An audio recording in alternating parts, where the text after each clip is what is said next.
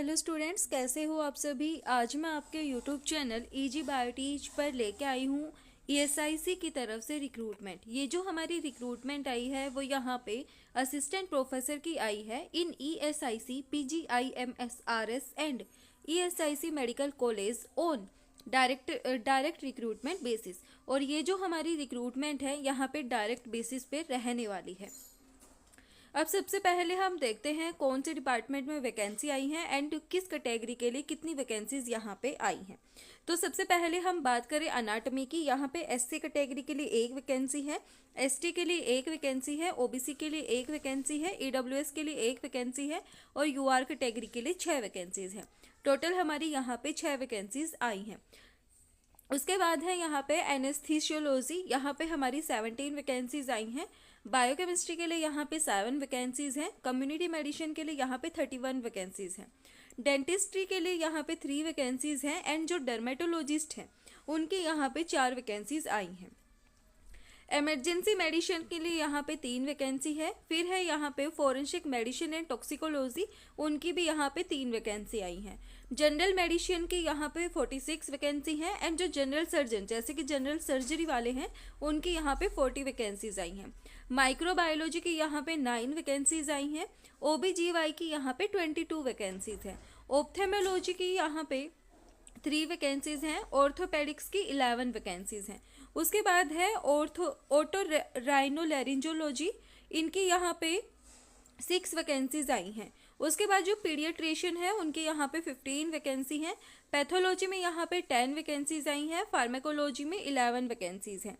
उसके बाद है फिजिकल मेडिसिन एंड रिहेबिलिटेशन, उनकी यहाँ पे 5 वैकेंसीज आई हैं।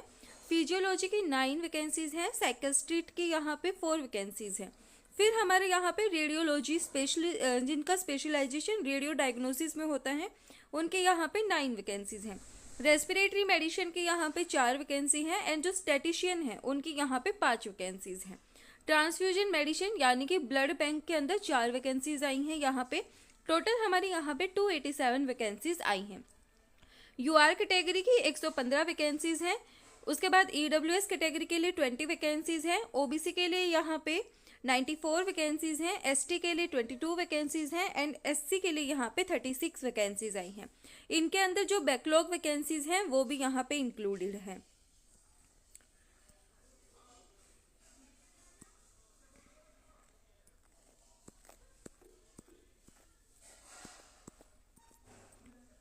इसके बाद हम देखते हैं यहाँ पे एजुकेशनल क्वालिफिकेशन क्या रखी गई है एंड हमारे यहाँ पे सैलरी क्या रहने वाली है। तो हमारा यहाँ पे लेवल 11 की जॉब रहने वाली है एंड यहाँ पे जो पे मैट्रिक्स है हमारा वो 67,700 से लेके यहाँ पे 2,08,700 रुपये तक हमारी सैलरी रह सकती है। एंड इसके साथ साथ जो नॉन प्रैक्टिसाइजिंग अलावेंसेज हैं वो भी यहाँ पे दिए जाएंगे। उसके बाद यहाँ पे बोला गया है जो एज लिमिट है वो 40 ईयर्स से ज़्यादा नहीं होनी चाहिए एंड जो कैंडिडेट्स हैं यहाँ पे बिलोंग करते हैं जैसे असम, मेघालय, अरुणाचल प्रदेश, इनसे उनके लिए यहाँ पे थोड़ी बहुत छूट दी गई है।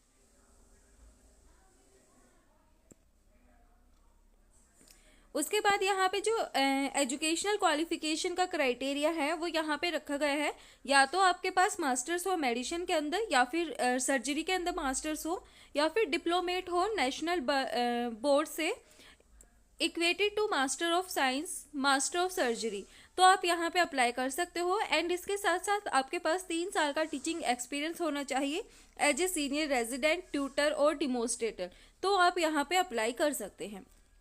नेक्स्ट यहाँ पे डेंटिस्ट्री के लिए बोला गया है आपकी जो डेंटल सर्जरी है उसके अंदर मास्टर्स होनी चाहिए और आपके पास 3 साल का एक्सपीरियंस होना चाहिए यहाँ पे, तो आप यहाँ पे अप्लाई कर सकते हैं।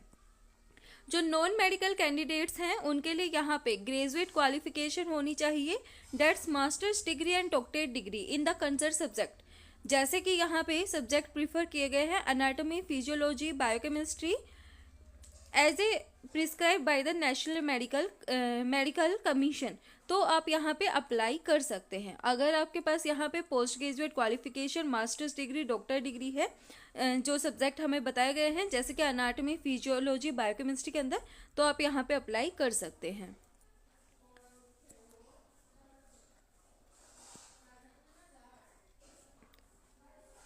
उसके साथ साथ यहाँ पे बोला गया है, उसके साथ साथ हमें 3 साल का एक्सपीरियंस भी यहाँ पे होना चाहिए।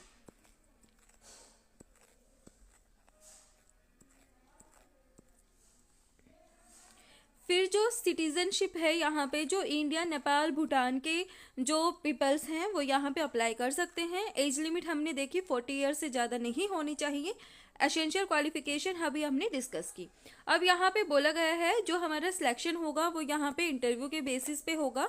एंड यहाँ पे जो कैटेगरी वाइज मिनिमम यहाँ पे जो मार्क्स रखे गए हैं वो UR EWS कैटेगरी के लिए 50 मार्क्स रखे गए हैं। SC ST के लिए यहाँ पे PWBD के लिए 40 मार्क्स रखे गए हैं। OBC के लिए 45 मार्क्स रखे गए हैं। और जो इंटरव्यू है हमारा वो टोटल 100 मार्क्स का यहाँ पे रहने वाला है। उसके बाद यहाँ पे जो SC ST OBC कैंडिडेट हैं, sorry SC ST person with benchmark disability यानी कि जो PWBD कैंडिडेट्स हैं उनके लिए यहाँ पे कोई भी फीस नहीं रखी गई है। बाकी जो कैटेगरी है उनके लिए यहाँ पे 500 रुपये फीस रखी गई है। अब यहाँ पे बताया गया है कि आपको फीस कहाँ पे सबमिट करानी है, ये हम नेक्स्ट पेज पे देखते हैं।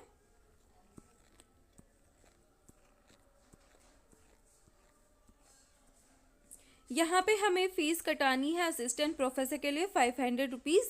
एंड ये हमें एड्रेस दिया गया है। यहाँ पे हमें क्या करने हैं, अपना जो डॉक्यूमेंट्स हैं उनको क्या करने हैं, सबमिट करवाना है।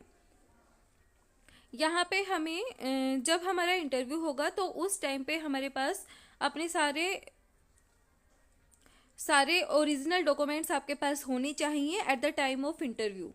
यहाँ पे बोला गया है अब यहाँ पे बोला गया है आपको जो भी डॉक्यूमेंट्स आपको इस एड्रेस के ऊपर by the help of speed post आपको 31 जनवरी 2025 से पहले आपको यहाँ पे जमा करवाने हैं।